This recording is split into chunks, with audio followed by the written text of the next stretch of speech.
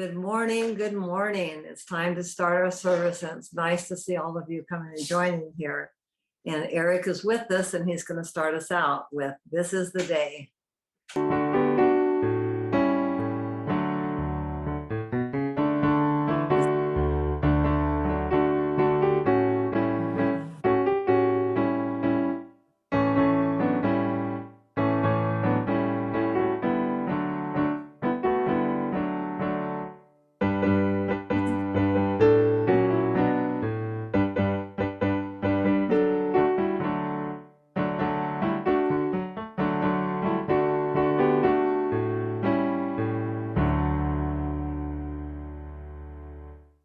Welcome, welcome, welcome. I hope this day has begun in a wonderful way wherever you are, with whomever you might be with. But I'm so glad that you've chosen to take time to join us on Zoom today.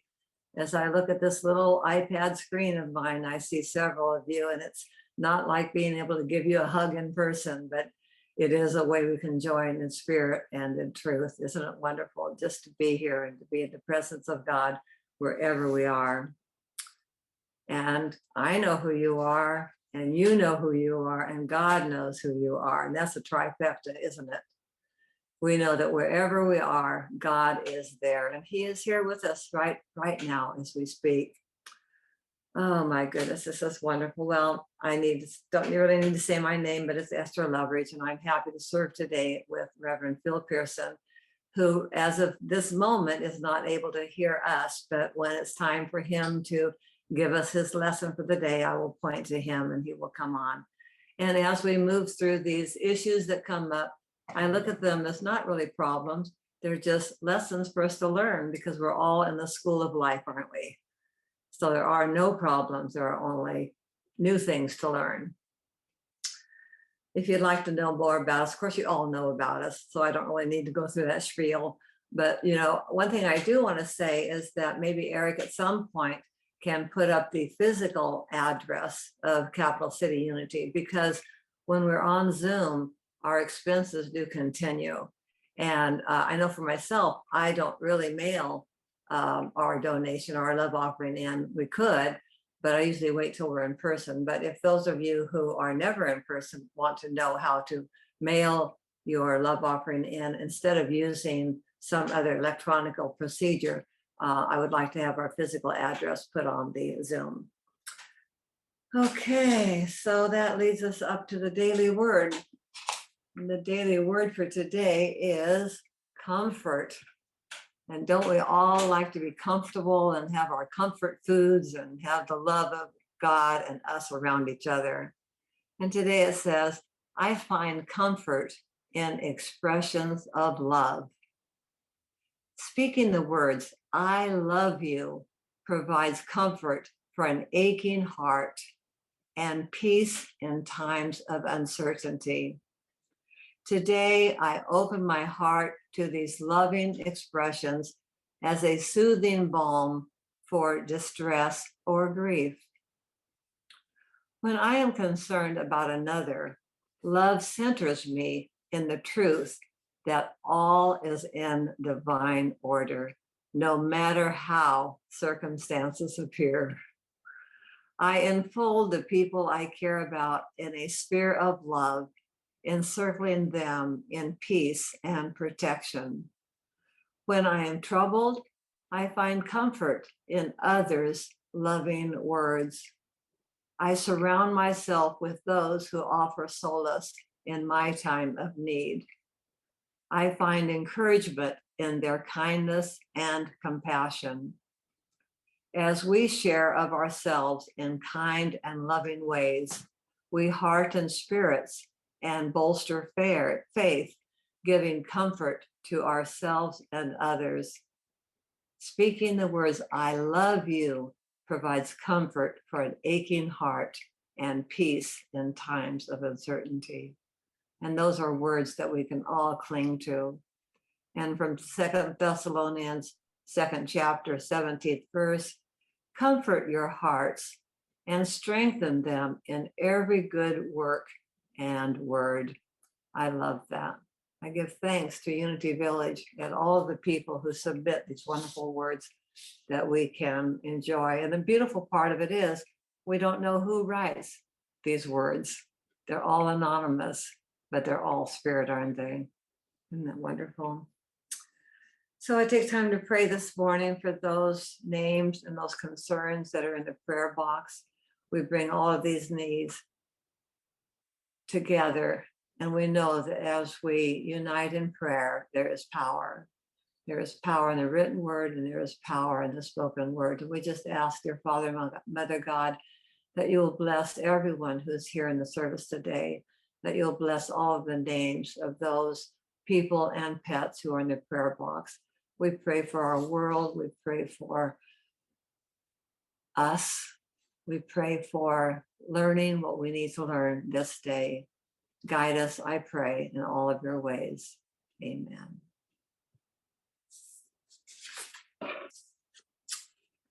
And now for our affirmations. I hope they're not like saying something that's so remotely and so routine that we forget the power there, but that we can really embrace these words.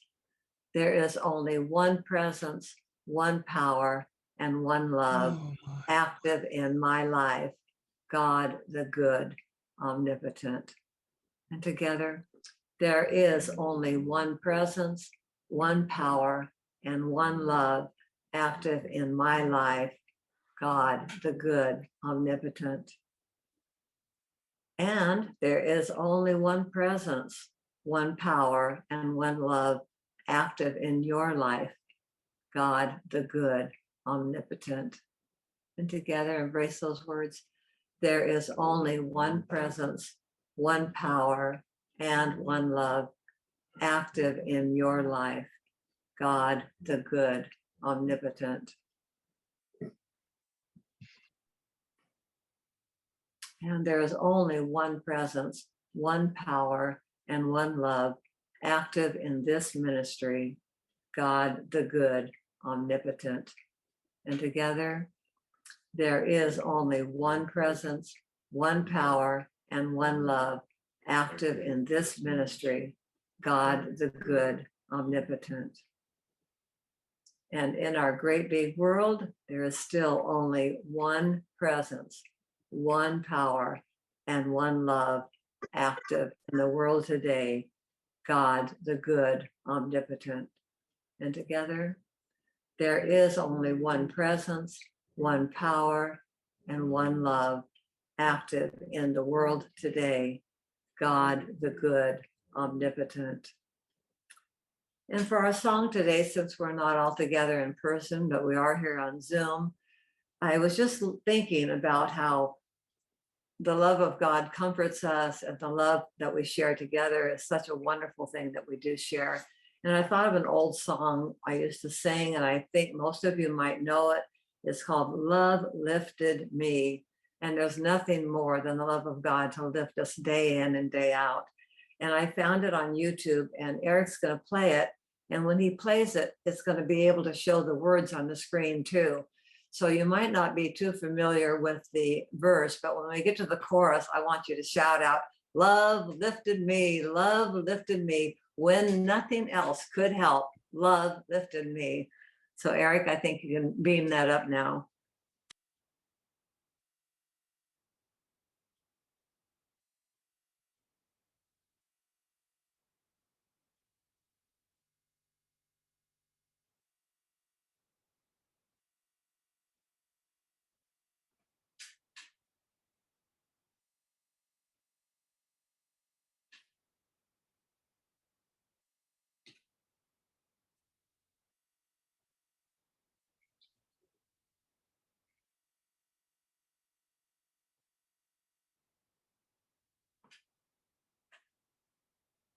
Love lifted me,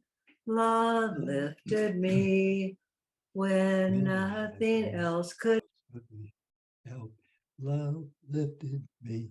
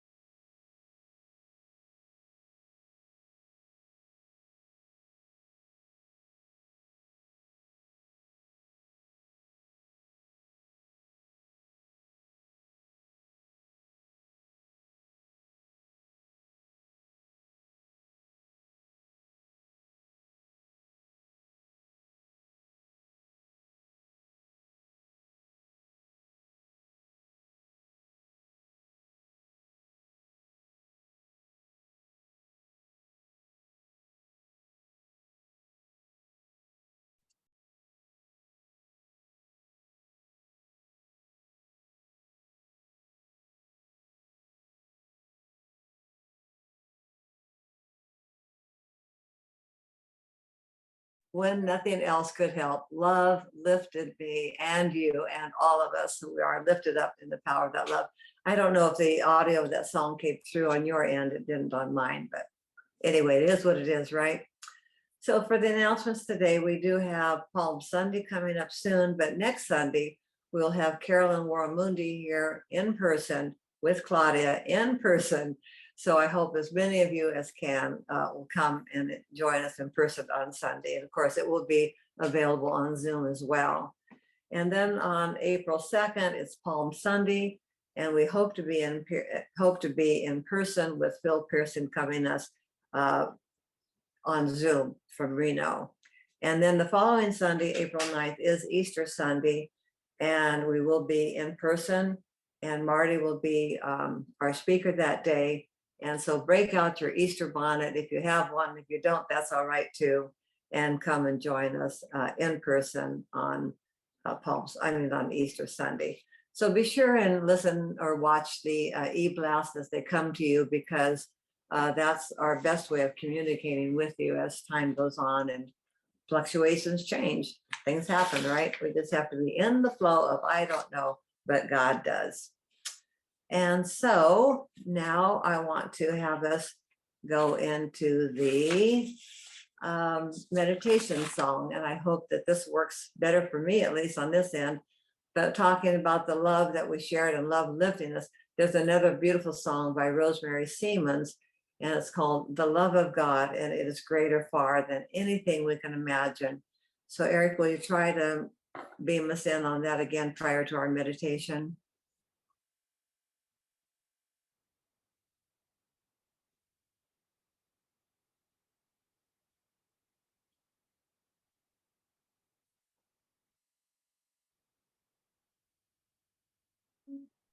The highest star and reaches to the lowest hell.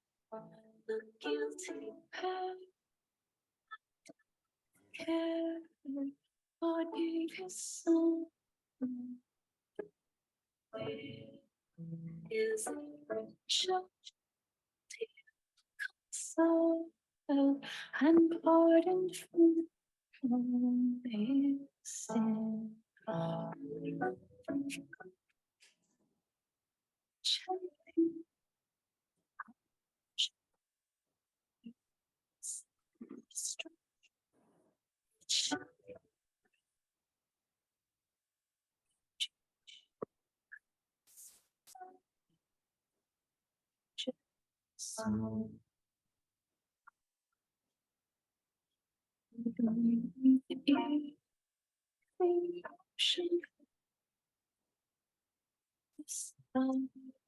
Of parchment made for every star on earth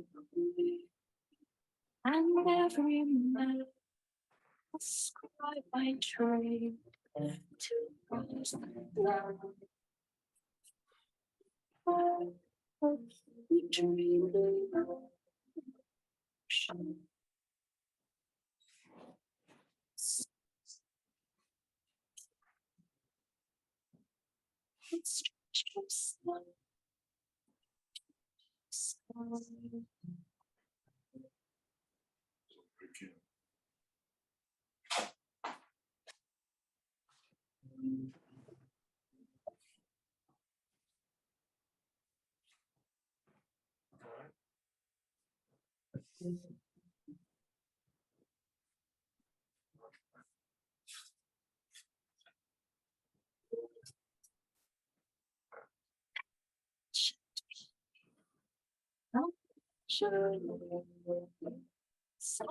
strong. It shall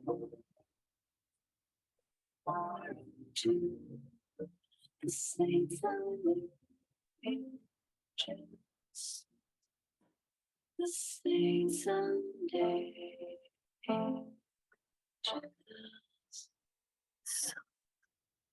Well, that was a beautiful meditation song, even though on my end, I couldn't really hear it here, but the words are beautiful. And in Unity, as you all know, we don't talk about sin a whole lot. We talk about errors in our thinking. So I know that you know how to translate that for your words. So today, for my meditation, I want to share with you some affirmations that were sent to me by Della, and I just think they're wonderful. So I'm going to say each affirmation, and as I say this, I hope that you will take these words into your heart and into your body, because they can just fill us overflowing. And as you get quiet and get into your comfortable place, take it in deep breaths and let any irritation or any perceived issue fade away as you center in this place. And I'm not going to ask you to repeat the affirmations, but you may do so quietly within your own self if they ring true for you. Everything is good right here, right now. I am patient.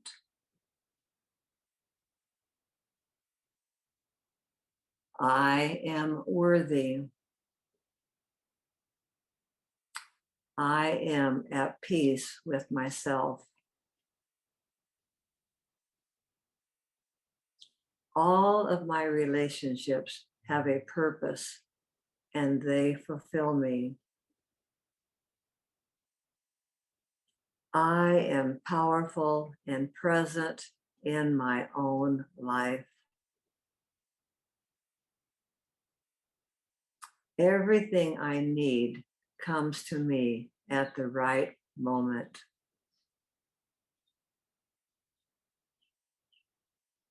I am full-hearted.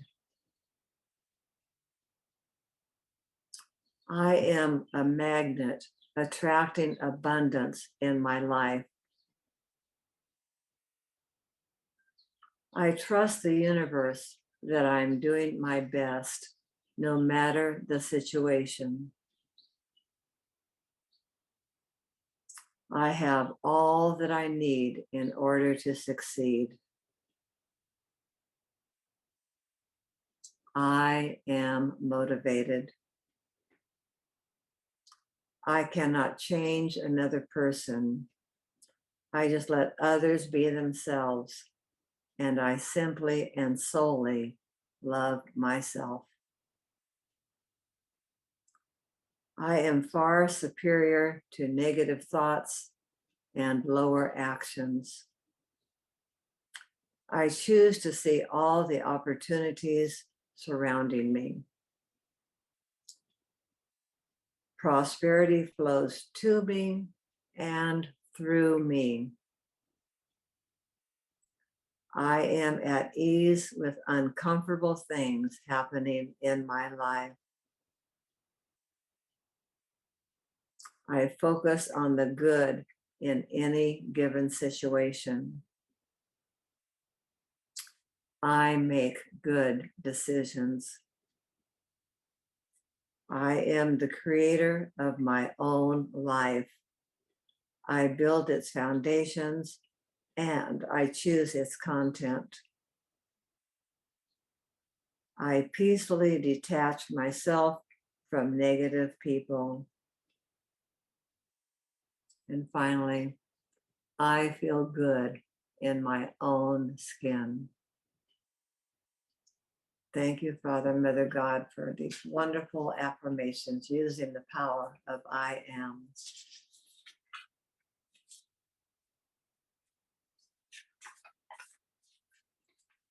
And now I don't see everyone, but it's time for me to point to Phil. All right. Well, friends, as always, it's very special for me to be able to be with you again. I thank you, Esther, for your guidance and direction today, your prayer work. I appreciate too the coolness with which you do the work, because sometimes things don't always go exactly as we want them to. I want to begin today by telling you about something that took place in my life when I was younger. I don't know how young, but it was long before I ever thought of going into the ministry. But I was taken by a story that I heard. It said that someone went to the kingdom of heaven, and when they got to the kingdom of heaven and looked all around, they saw one huge building, bigger than anything else that they could see. And so they said to their guide in this trip to heaven, what's that big building? What's in it? And they said, well, follow me. And they took this person into the building. And here were row after row after row of boxes, went on endlessly in all directions. And so the person in the story said, what's in all those boxes?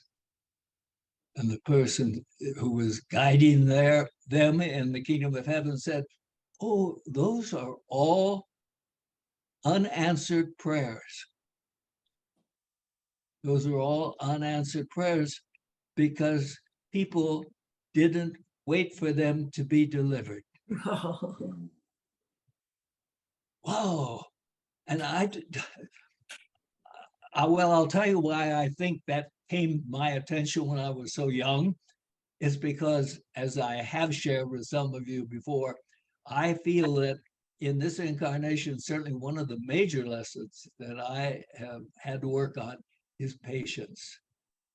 You know, I'm like many of you, I'm sure. I can sort of see the goal. I can see where we ought to be, etc. And I want to be there now. I mean, what's holding us back? Let's go. And life doesn't always work that way, as you know. There is, in so many instances in our life, there are reasons for it taking time for the fulfillment of whatever it is we're working on, whether it's a prayer need or just something we want to develop in life. I got into thinking about this and thinking about the fact that I remember that story from when I was so young, because I think that was my first indication that my job here is to learn patience in this lifetime.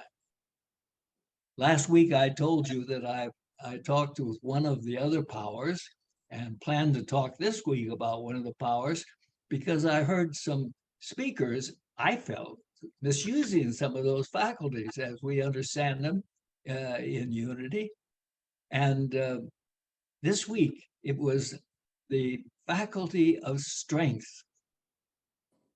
I heard the person refer to this faculty that is called strength as being the need for all of us to cultivate the ability to be strong. And then when we quicken this faculty, we have an increase in our physical strength to meet the demands of life and the opportunities of life. But as I've shared in my book, and many other teachers in Unity agree with me, this isn't physical strength we're talking about. This is the strength of mind that allows us to wait for the fulfillment of our goals, or in other words, patience.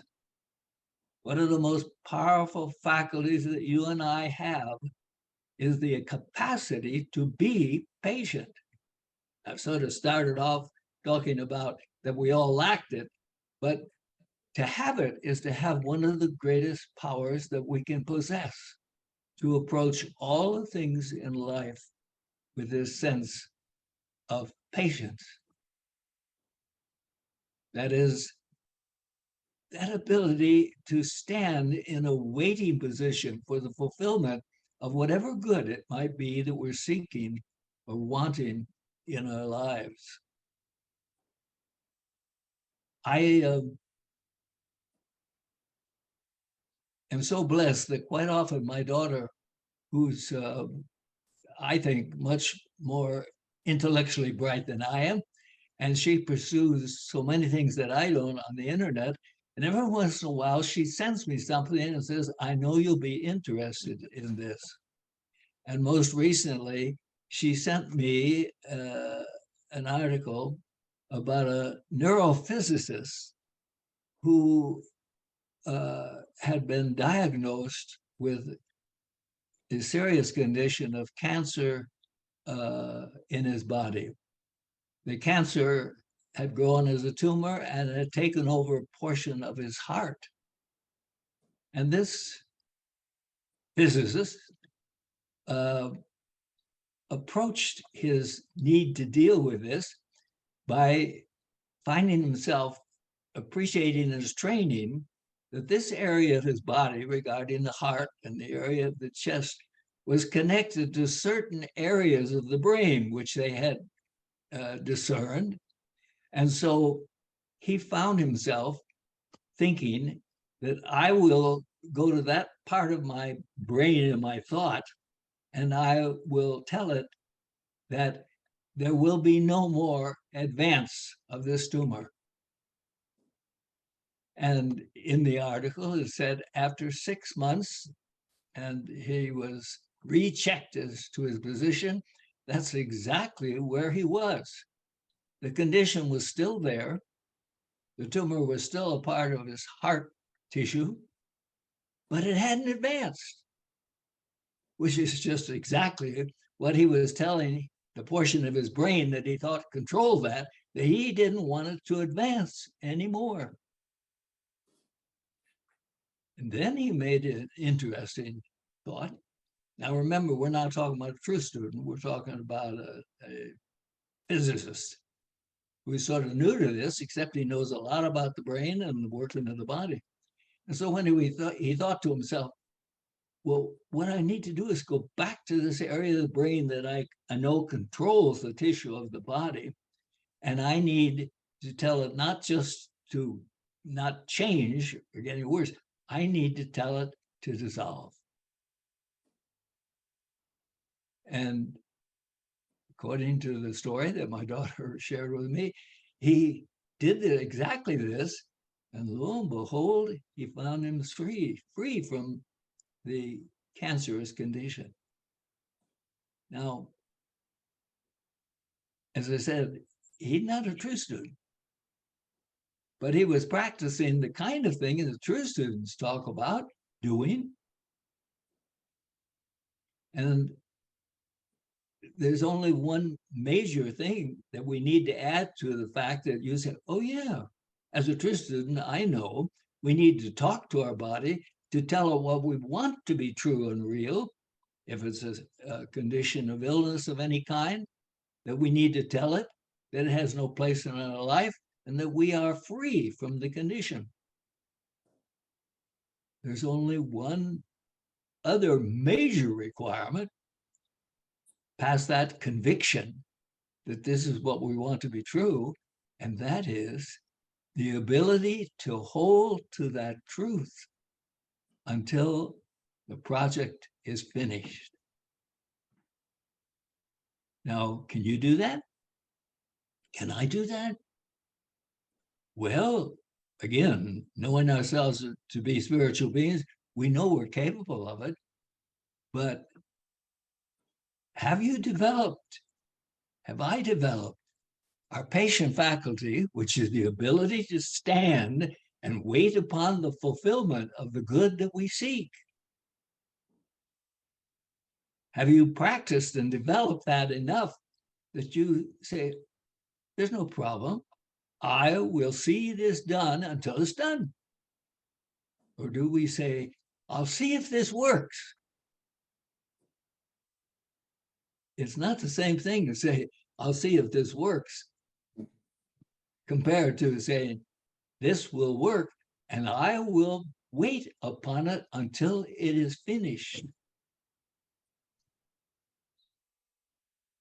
Well, relating that to a healing need, I think is something that we can all relate to. But the presence of the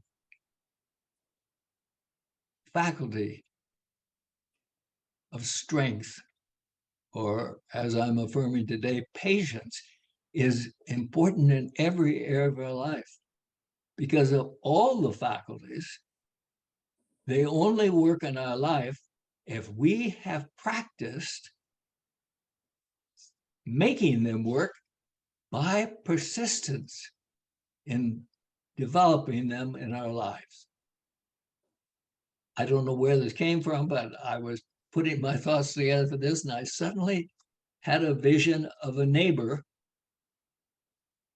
who shared a fence with us, and you looked out in your backyard, and here's the neighbor dumping stuff over of junk stuff over the fence onto your property.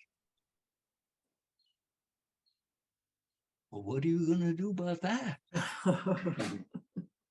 Well, I have the feeling most of us feel I need to have a talk with my neighbor. So how are you going to approach the talk with your neighbor? Well, you know, the master formula for approaching everything in life is love. So I'm going to go have a little talk with my neighbor lovingly.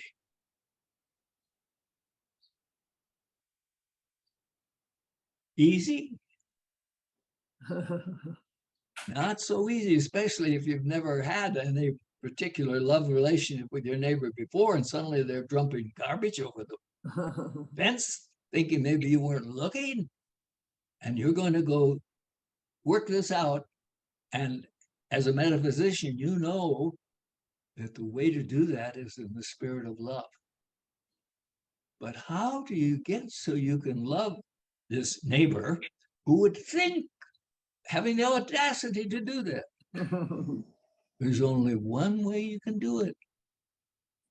You have to practice loving so that nothing, circumstance, can move you from the ability to love. It takes practice.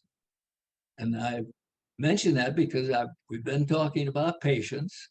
And I said, there's only one way to develop the faculty of patience that serves us unfailingly is the practice of it.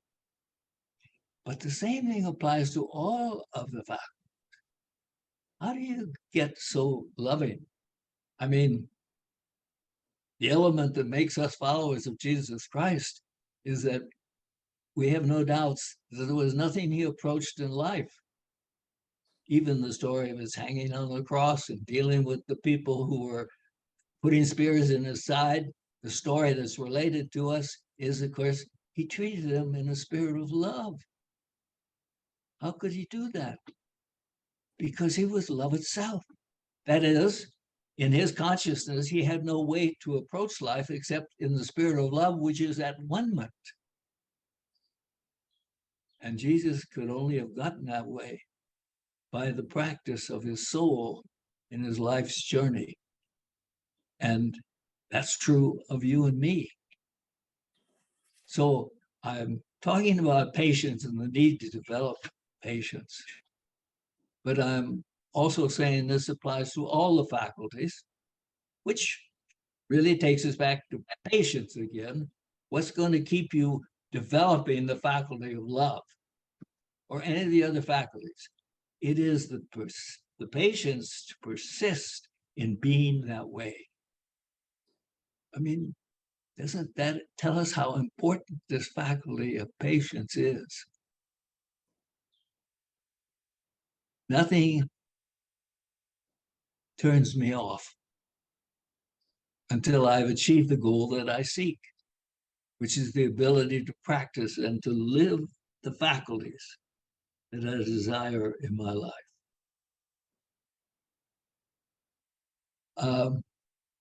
I think I probably shared with you before that I have had the opportunity to practice patience quite often because my soul needs it and I've asked for it.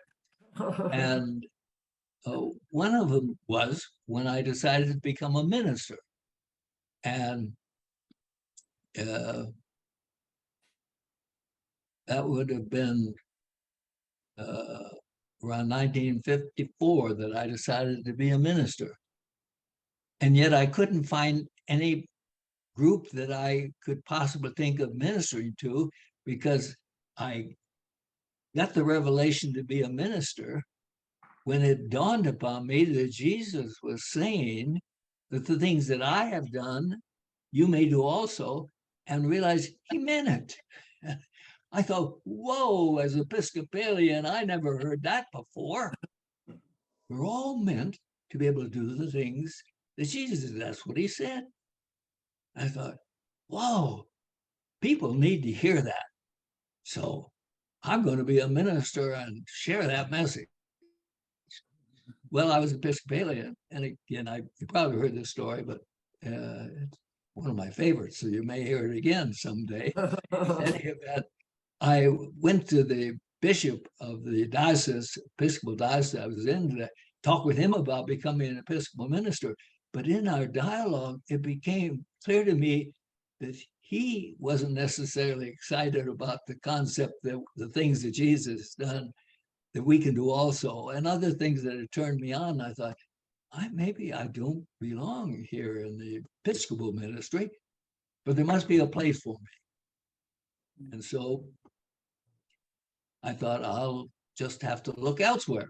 So I quit my job in the oil business and I went out visiting various denominations and all, looking for people who could respond positively and seemed to be even ahead of me in the thought that the things that Jesus done, we can do also. And, I just didn't find anyone. I'd never heard of unity, by the way. I had no concept of unity at all. So I was doing a lot of heavy duty prayer work with God. And in case I forget to look at the watch, start waving if I'm going over time, okay? The story does go on a little ways. But I began continued the quest of seeking a place to minister this incredible truth that I felt inside myself to be so true, and wasn't making that connection. But I kept doing my prayer work that God, there must be a place for me.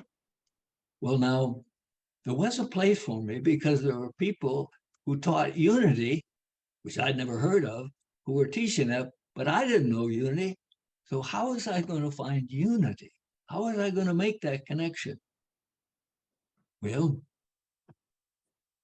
God knew how, but God knew it's going to take a little time. Now, God didn't talk it over with me, but if I'd have said, wait a minute, God, I can't wait too long. I got to go. I got a message. I got to get going. But God knew it was going to make a little time, because for me to make connection with unity when I had no idea of it. So anyway, I looked, I couldn't find any place to make this connection. I thought, well, dear God, I guess you must want me to do something else. And so I went out, and again, in an amazing way, I made a connection and ended up with job as a regional director for Standard & Poor's Corporation. And I was given an area in New England that I was responsible for. So I was doing this for a while, and then I just thought, I am so miserable doing this. I don't really enjoy work. I want to be a minister, and I'm not happy. This is all my quiet talk, inside myself and with God. And I said, this just isn't making me happy. I want out of this. And so, as some of you may recall, out of the blue, I got drafted. I mean, how could that happen? I'd already been in the service during the World War II period. But anyway, without explaining how that happened, I got drafted. And so I then spent another 12 months in the Army. Been in the Navy before. Now I got the Army experience, getting interesting, but still no fulfillment of my desire. So I served my year in Europe. I came back and I said, now I'm really not going back into business. It doesn't fulfill me. I'll be unhappy. I'm not going to do it. Now, mind you, we're talking about probably 2 years more than that already, since I got this desire to be this minister. and remind you, that's why I'm telling you the story, the time lapse that's going on in all this.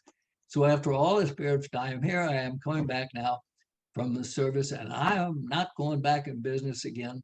I'm going to find something. Well, the next 4 or 5 months, I don't know how many, again, different groups I talked to, I didn't find anybody that I could relate to on a spiritual level, and certainly with the message that we have this same gift that Jesus had in our lives. And so one night when I was in Washington, D.C., and I had had an interview with the various heads of organizations there, thinking I'll get into something that has to do with helping people, but nothing had worked. And so I was staying with a friend, and my friend and had gone out for the evening with his friends. I was alone in the apartment there where I was staying in Washington. And I remember getting down on my knees, and as a good former Episcopalian, on my knees, I prayed to God and I said, "Dear God, somebody must need me who can help, that will help the world. Somebody must need me." That was my exact words. Somebody must need me. And then at about 10 o'clock at night, I've now gotten back in bed, hoping to go to sleep, and the phone rings. And I answered the phone, and I thought, well, it might be my friend calling, so I better answer the phone. And his voice said, "Is Phil Pearson there?" I said, "That's me." And this voice said, "Phil, this is Bill Darley." I said, "Well, for heaven's sake, hi, Bill." Well, Bill was the vice president of Standard & Poor's, who I had worked at before. And I said, "Well, what can I do for you?" He said, these were his first words, "I need you." He didn't say, "How are you?" or "It's late at night," or his first words to me were the very words I ended my prayer with God, which, "God, somebody must need me." And his word was, "I need you." Whoa. I said, "What do you mean?" He said, "I need you to come back and to take over as a regional manager of another area than you were in before." What do you do? If you have faith in God and something incredibly connected like that, so then "I need you." So I said, "How soon?" And next thing I know, I'm in New York, and I'm going to go out into the territory as the regional manager again. And Bill has given me a bigger region in the New England area, but different than the one I had before. This is important. Different than I had before. And am I running out of time? Oh, go, yeah, almost out of time. Okay, so as I was in the New York office, a guy came to my office that most people didn't like to talk to because he was always telling you how you should do your business. And he said to me, "You got a big territory. When you get out there, you just need a place to hang your hat." He said, "You can stay in a YMCA, someplace like that, just a place to hang your hat." I thought, "Oh, brother, that's the last place I'm going to stay." So anyway, I go out in the territory.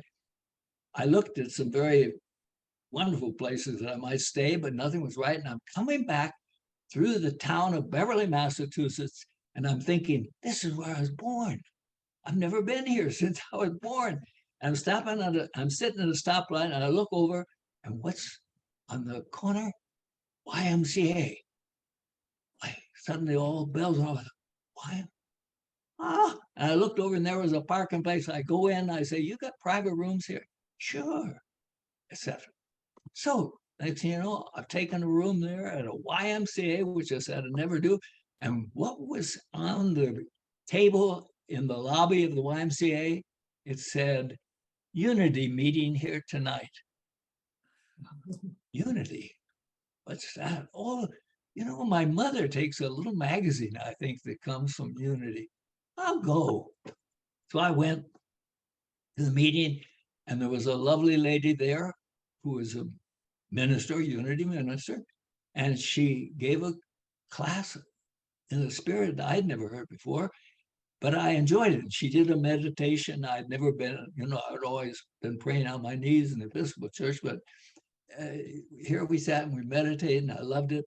So when I went out, I just said to her, literally, so all I said, thank you. I appreciated it very much, and left. I came back the next week so that I'd hear this lady again. And there was a little man there. She wasn't there. And he introduced himself. He said, I'm her husband, and she won't be here tonight, but he said, I'm a teacher, licensed teacher, and I'll be conducting the class. I said, fine. I went over and sat down. A few minutes later, he came up to me. He said, were you here last week? I said, yeah. He said, well, my wife said, if you young man came back here, and I would have sort of stood out because most of the people there were older. Anyway, he said, if you were here, my wife said to give you this. I said, oh, and I took it. I looked at it, and what did it say? How to become a unity minister. That's a great story. Okay. Within 6 months, I resigned from Standard & Poor's again, much to Bill's unhappiness, and had gone and looked over Unity School and decided, this is my place. This is what I'm looking for. And I've told you that long story to say, you know how long that search took? It was a matter of years, like something like 6 years from when I got the inspiration that I had to be a minister till I even found where I could minister. I give thanks that somehow I kept the persistence in my mind and in my prayer times with God. God, you know my need. I know it will be fulfilled. Anyway, it worked out wonderfully. And I thought, I must never forget that. I just have to practice patience and stand strong and know that when you put something in God's hands, God is going to deliver it. But think of the mechanizations God had to do to get me to where there was a unity meeting.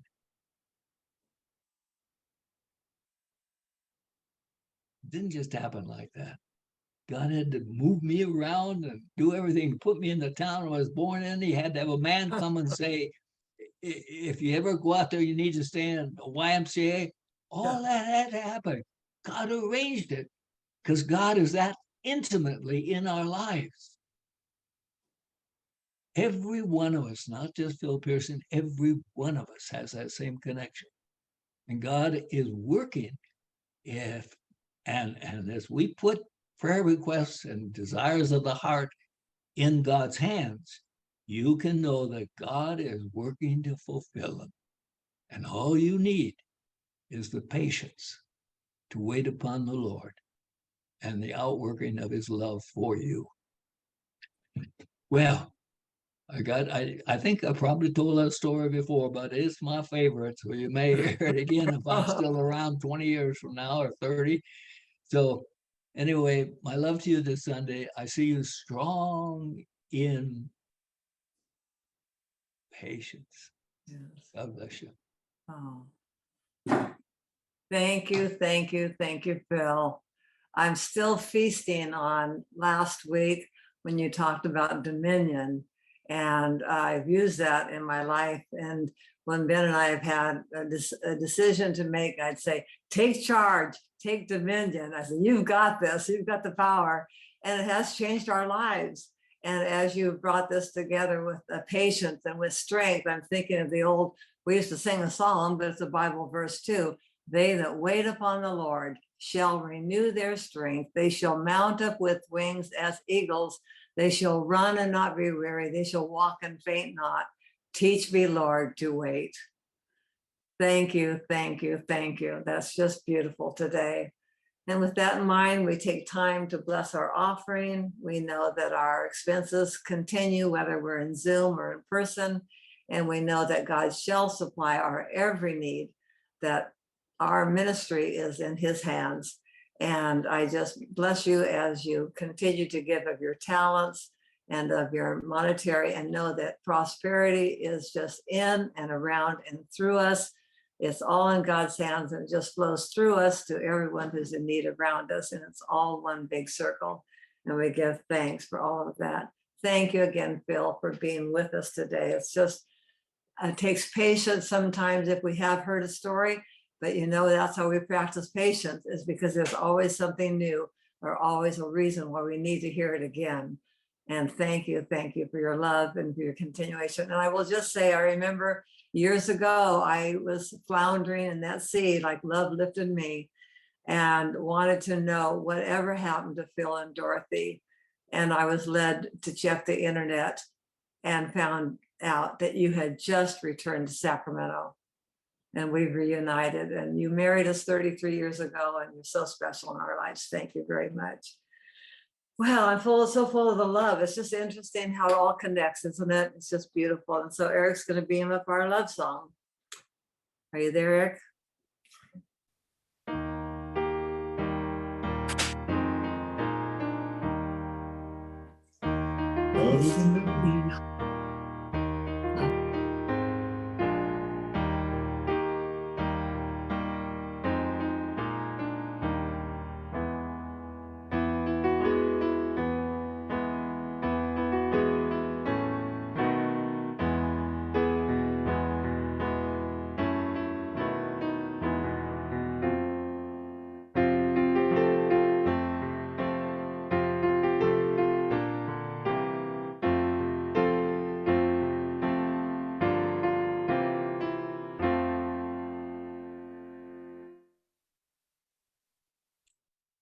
Unmute yourself now. We can all say together the prayer for protection.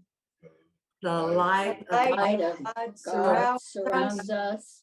The love of God enfolds us.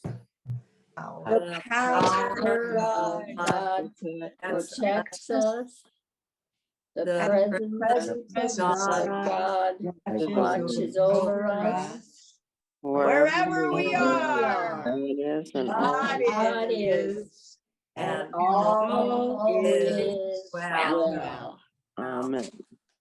Thank you all for being here and joining your spirit with ours. It's a powerful way to start the week. God bless you all. Thank Bless you. you. Thank you, Esther. Thank you, Phil. Thank you, Esther. Thank you, Phil. Thank you, you, Esther. Eric. Good to see all That of was you. awesome.